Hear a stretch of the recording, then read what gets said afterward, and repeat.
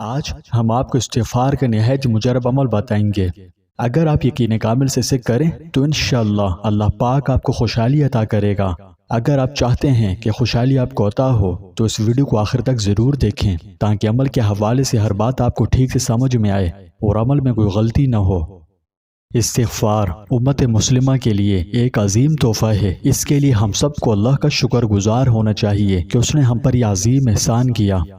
دراصل آج ہم گناہوں کے سمندر میں ڈوبے ہوئے ہیں، قدم قدم پر رب کریم کی نافرمانیاں کر رہے ہیں۔ ہماری صبح، ہماری شام، ہماری رات معصیتوں سے آلودہ ہے۔ نفس و شیطان کے چنگل میں پھنس کر ہم اپنے رحیم و مہربان پروردگار کی بغاوت کے مرتکب ہو رہے ہیں۔ دنیا کی محبت نے ہمیں آخرت سے غافل کر رکھا ہے۔ اس فانی عارضی اور ختم ہو جانے والی زندگی کو ہم نے اپنا مقصد بنایا ہوا ہے۔ خوف خدا، فکر آخرت اور بارگاہ الہی میں حاضری کا احساس معدوم ہوتا جا رہا ہے۔ نتیجہ سامنے ہے۔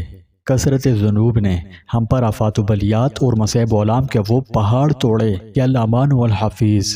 ایک حدیث مبارکہ میں جناب رسول اللہ صلی اللہ علیہ وسلم نے ارشاد فرمایا، جو کوئی استغفار کو لازم پکڑے اللہ تعالیٰ اس کے لیے ہر تنگی میں آسانی، ہر غم سے دوری کا سامان پیدا فرمائیں گے اور اسے ایسی جگہ سے رزق نصیب فرمائیں گے جہاں سے اس کا گمان بھی نہ ہوگا۔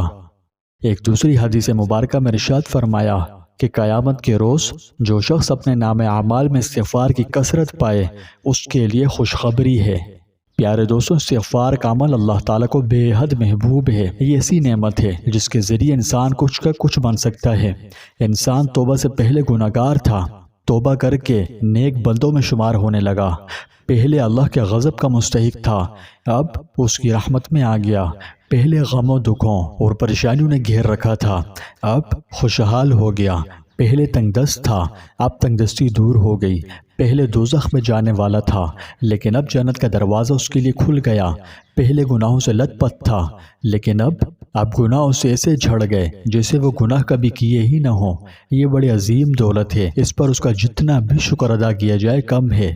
یہ گناہوں کو دور کرنے، دلوں کو گناہوں کی گندگی سے صاف کرنے اور رحمت الہی کے دروازے کھولنے کی کنجی ہے۔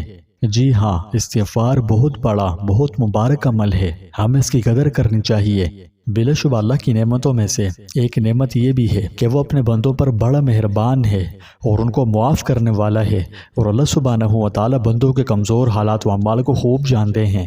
اگرچہ وہ اعمال کتنے بھی مقدار میں پہنچ جائیں، اللہ سبحانہ و تعالیٰ نے جس وقت بندوں کو پیدا کیا وہ ان کی طبیعت و مزاج کو اچھی طرح جانتا تھا کہ وہ بہت زیادہ غلطیاں کریں گے اور اس کی عبادت میں حدود سے تجاوز کریں گے۔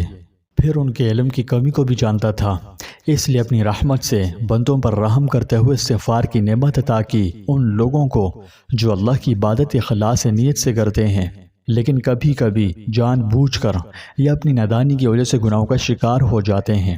پھر اس کے بعد اپنے رب کی مہربانی و بخشش کو یاد کرتے ہیں اور استغفار کرتے ہیں اور شرمندہ ہو کر اسے معافی طلب کرتے ہیں جو ان کے لیے رحمت کا دروازہ کھول دیتا ہے، اور یقیناً وہی بہت زیادہ رحم کرنے والا ہے۔ نبی کریم صلی اللہ علیہ وسلم نے ارشاد فرمایا کہ جب کوئی گناہ سرزد ہو جائے تو استغفار کی کثرت کیا کرو۔ مجھے قسم ہے اس خدا پاک کی کہ جس کے قبضے میں محمد کی جان ہے، استغفار گناہوں کو اس طرح جلا ڈالتا ہے جیسے آگ سوکھی ہوئی لکڑی کو۔ نبی کریم صلی اللہ علیہ وسلم نے یہ بھی فرمایا کہ ہر مرض کی کوئی نہ کوئی دوا ہے اور گناہوں کی دوا استغفار ہے۔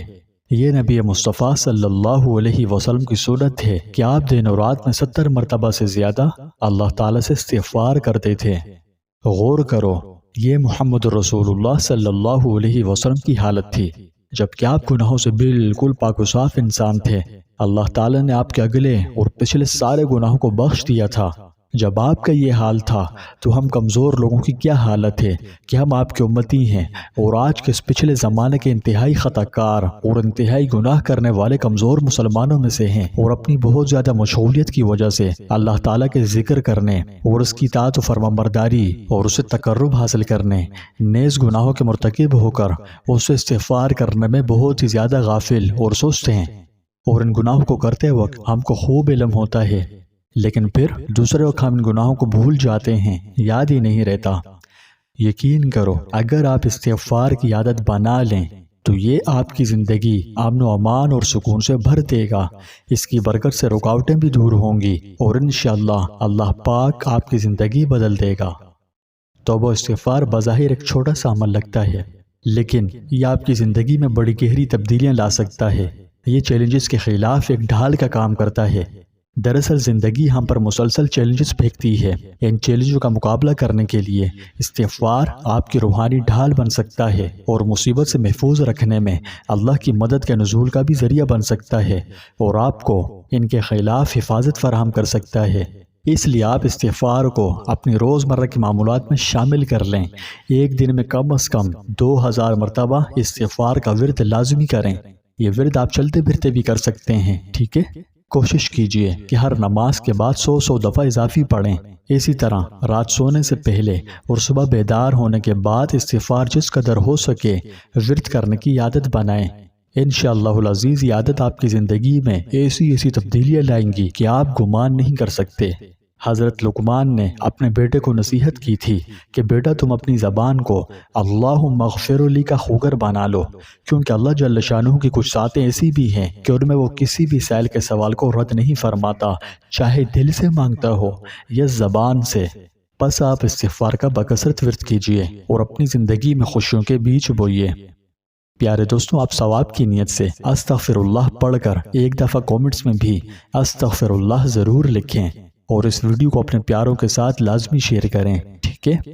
اللہ پاک آپ کو اور مجھے ہر غم سے خلاصی دے، ہماری پریشانیوں کو دور کرے، صحت و تندرستی اور عافیت والی زندگی اور ایمان والی موت نصیب فرمائے، فلسطین کے مسلمانوں کی امداد و نصرت فرمائے، ظالموں کے ظلم سے نجات بخشے اور فلسطین کے قاتلوں کو عبرت کا نشان بنا دے۔ کومنٹس میں ایک دفعہ کم از کم ایک دفعہ آمین ضرور لکھیں۔